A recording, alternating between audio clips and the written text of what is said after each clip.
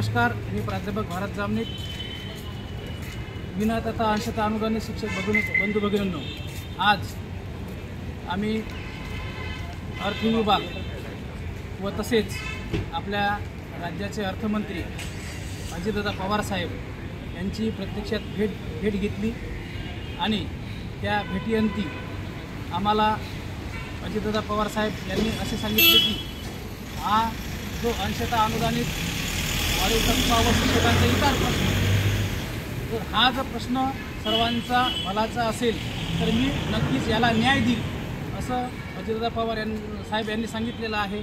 त्यानंतर आतापर्यंत आदरणीय ज्ञानेश्वर म्हात्रे सर असतील, तुकाराम शिंदे सर असतील आणि आपले शिक्षण मंत्री, सर्व कर्तव्यदक्ष अधिकारी आणि आतापर्यंत ज्या ज्या ठिकाणी आंदोलन झालेलं आहे, आता कोल्हापूर येथे आंदोलन सुरू आहे आणि त्यानंतर आता सध्या 16 तारखेपासून आझाद मैदान येथे आंदोलन सुरूच आहे। आणि म्हणून जरी अर्थ विभाग आणि आदरणीय अजितदादा पवार साहेब यांनी आज मी द्यायला तयार आहे असं म्हटलेलं आहे, परंतु हा निर्णय जो आहे हा लवकर जर आपल्याला करून घ्यायचा असेल तर आपली आझाद मैदानावरची संख्याही तेवढीच गरजेची आहे। कारण की मला असं वाटते की आपण निर्णयाचे साक्षीदार व्हा।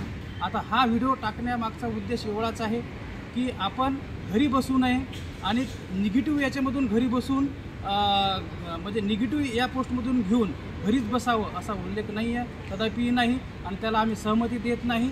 प्रत्येक प्रामाणिक माणसाचा इथे विजय होणार आहे, प्रत्येक आंदोलन इथं यशाच्या शिखरावर जाणारच आहे। फक्त निर्णयाचे तुम्ही साक्षीदार व्हा।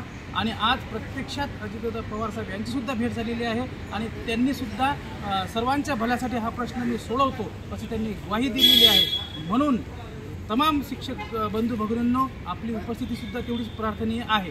सोबत हा पाठपुरावा करत असताना गलांडे सर, आशिष इंगडे सर होते, त्याच्यानंतर गलांडे सर होते, आशिष इंगडे सर होते, गोंडाने सर आहेत आणि उत्तम घाळगे सर आहेत, मरकट सर होते, उद्धव शेळके सर होते आणि डोंगरे सर आणि कवळे सर, या सर्व मिळून आम्ही पाठपुरावा केला। आणि फक्त आता शेवटचं एवढंच सांगतो की निर्णय जर लवकर लावून घ्यायचा असेल तर आपली संख्या ही तेवढीच महत्त्वाची ठरेल आणि नक्कीच आपण यशस्वी होऊन घरी जाल हीच आपण अपेक्षा करूया।